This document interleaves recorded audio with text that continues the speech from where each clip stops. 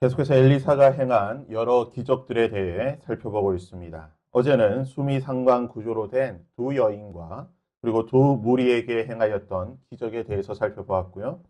오늘은 대비되는 두 사람, 한 사람은 이방인이고 한 사람은 하나님의 사람으로 불렸던 이 두 사람에게 일어난 일들에 대해 살펴보도록 하겠습니다.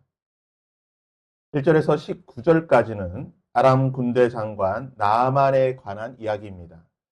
1절에 나아만에 대해서 이렇게 표현하고 있습니다. 아람 왕의 군대 장관 나아만은 그의 주인 앞에서 크고 존귀한 자니 이는 여호와께서 전에 그에게 아람을 구원하게 하셨습니다. 그는 큰 용사이나 나병 환자더라. 나아만은 아람 군대의 장관, 즉 아람 사람 이방인입니다. 당시 아람과 북이스라엘은 여러 번 전쟁을 한 좀 좋지 않은 그러한 관계였습니다. 우리로 치면 우리나라와 일본의 국방장관 또는 국무총리 같은 그런 위치에 있는 사람이라고 볼 수가 있습니다. 이런 나아만에게는 두 가지 특징이 있는데요. 첫 번째는 하나님께서 전에 그에게 아람을 구원하게 하셨다는 것입니다. 즉 하나님의 은혜로 말미암아 위기에 처한 자신의 조국 아람을 구원했다는 것입니다. 유대 전승과 또한 여러 구약 학자들은 이것이 아마 열왕기상 22장에 기록된 사건이 이 배경이지 않을까라고 생각을 하고 있습니다. 열왕기상 22장은 우리가 살펴본 것처럼 북이스라엘과 아람 사이에 3년의 평화 기간이 끝나고 아합이 남유다 여호사밧과 함께 아람을 공격했던 내용입니다. 이 전쟁에서 아합은 죽게 될 것이라고 선지자 미가야가 예언을 하였고 그 예언대로 아합은 전쟁 중에 쏜 적군의 화살에 맞아 죽게 됩니다. 그때 아합을 쏜 사람이 누구냐? 열왕기상 22장 34절에 한 사람이 무심코 활을 당겨 이스라엘 왕의 갑옷 솔기를 마친지라. 유대 전승에는 이 한 사람이 바로 나만이다라고 해석을 하고 있습니다. 나만이 쏜 그 화살 한 방에 아합이 죽게 되었고 그리고 아람은 전쟁에서 승리하게 되는 구원받는 일이 있게 되었다는 것입니다. 아무튼 나아만은 이 전쟁에서 큰 공을 세우게 되고 아람의 모든 군대를 지휘하게 되는 그 나라의 2인자가 되었습니다. 나라의 2인자가 되었지만 이 나아만에게는요 치명적인 단점, 약점이 있었는데 그는 나병 환자였다는 것입니다. 이스라엘뿐만 아니라 고대 근동에 또한 전 세계 보편적인 어떤 정서라고 한다면 피부가 짓무르고 외형이 변형되는 이러한 나병이라든지 악성 피부병은 신의 질병으로 여겼습니다. 신이 내리는 형벌로 굉장히 부정적인 그러한 병으로 생각했다는 것입니다. 나라의 2인자, 왕 앞에서 크고 존귀한 자, 큰 용사였지만 나아만은 나병으로 인하여서 신의 형벌을 받았다라고 하는 그런 부정적인 인식이 있는 그리고 그로 인하여 일상생활이 힘들었을 그러한 삶을 살았던 것입니다.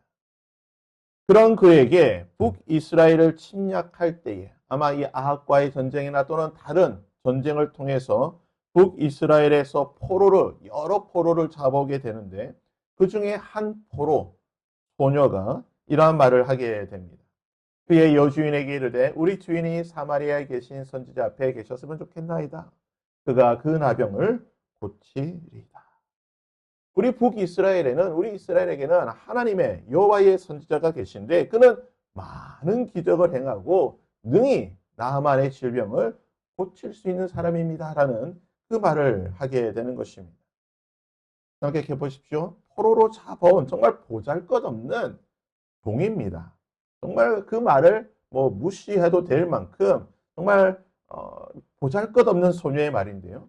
나만이 얼마나 병이 고치고 싶었는지 마치 지푸라기라도 잡는 그 심정처럼 이 소녀의 말을 왕에게 아뢰게 됩니다.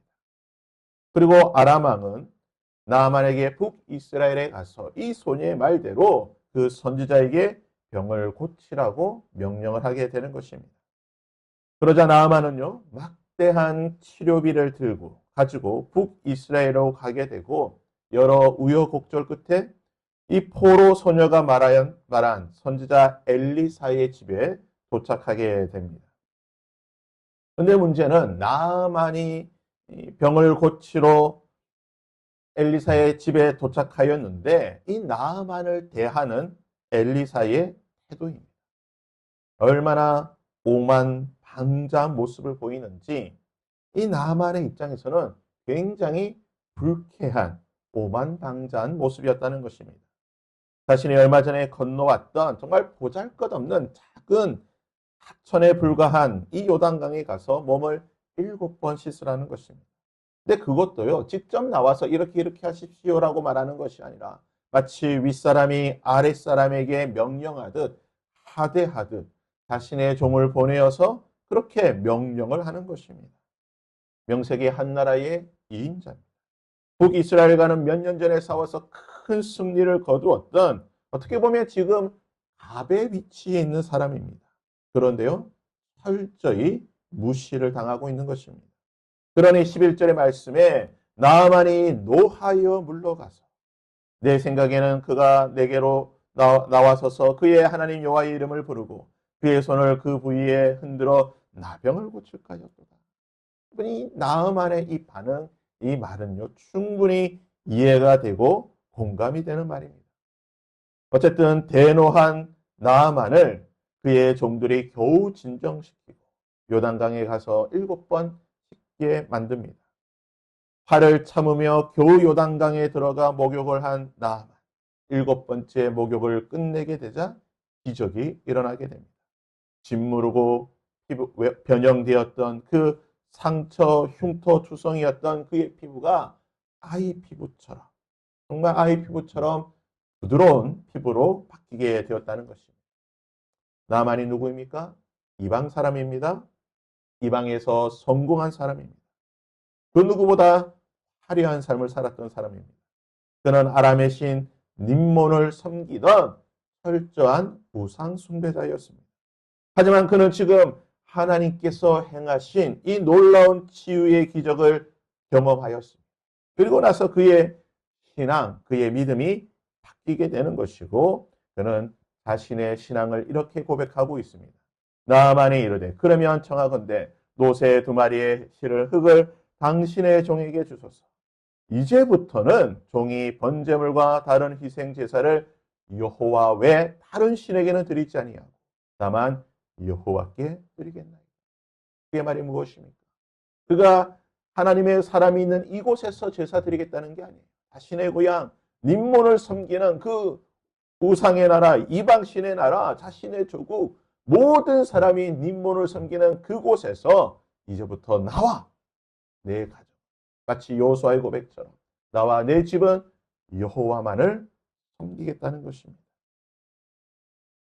이 나아만에게 일어난 기적을 곁에서 묵묵히 지켜본 한 사람이 있습니다. 그는 엘리사의 사환 게하시입니다. 성경은 게하시에 대해서 많은 정보를 주지 않습니다. 그가 성경에 나오는 것은 열왕기하 4장과 5장 그리고 8장이 전부입니다. 우리가 어제 살펴본 것처럼 수넴 여인에게 일어난 기적 그 사건에서 이 게하시라고 하는 이름이 처음 등장하게 됩니다.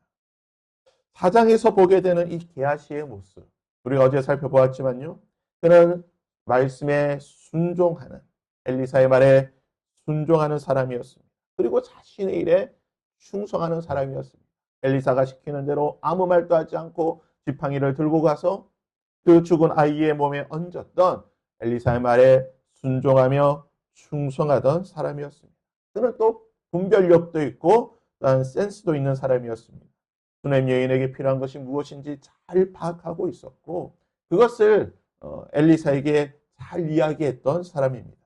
이처럼 이 게하시는요 참 많은 장점이 있는 여러 장점을 가진 사람이었습니다.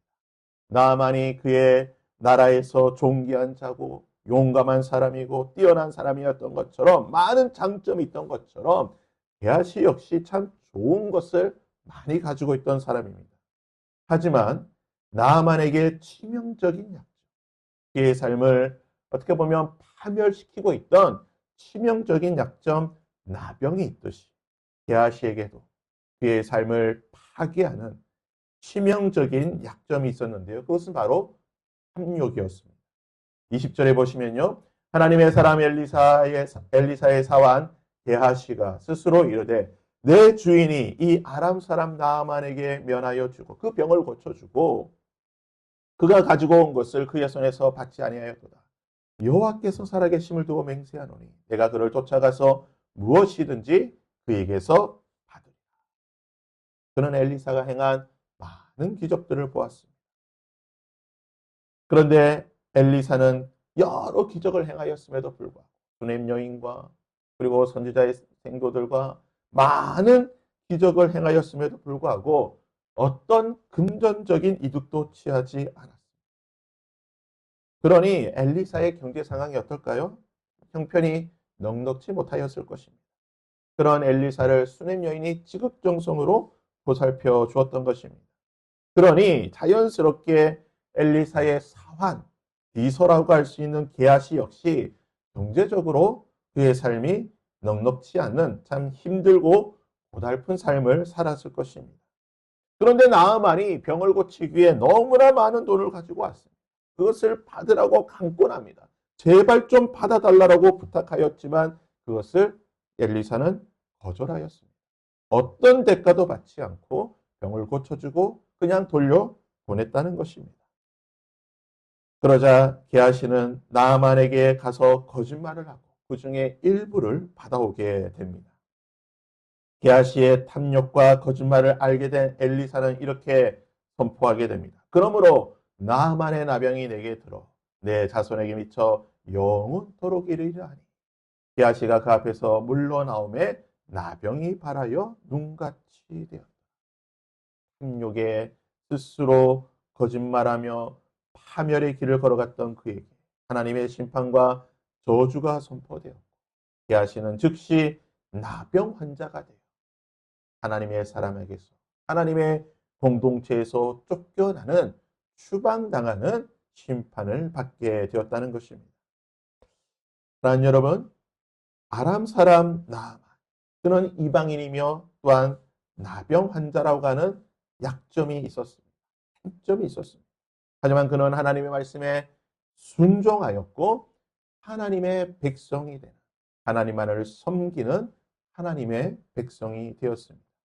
이에 반해서 엘리사의 사환 게하시 그는 하나님의 사랑과 함께 있는 하나님의 공동체요 하나님의 사랑과 함께하는 하나님의 은혜를 누리는 큰 복을 가지고 있었지만 탐욕이라고 하는 악한 죄에 빠져 치명적인 단점을 가졌고 결국 말씀에 불순종하여 하나님의 백성에게서 쫓겨나는 가장 저주스러운 심판을 받게 되었다는 것입니다. 우리 가운데 여러 장점이 있습니까? 또는 우리 가운데 많은 단점이 있습니까? 그것이 중요한 것이 아닙니다. 오늘 우리가 가져야 할 가장 중요한 장점, 가장 큰 자랑은 하나님의 말씀에 순종하는 것입니다. 하나님의 말씀에 그 누구보다도 경외하며 경청하며 순종하는 삶. 오늘 이것이 우리의 자랑이 될 수 있기를 바랍니다. 하나님의 말씀에 순종하고 그 말씀대로 살아갈 때 그 말씀을 통해 주시는 하나님의 은혜가 오늘 저와 여러분의 자랑과 장점이 될 수 있기를 주님의 이름으로 부탁드립니다.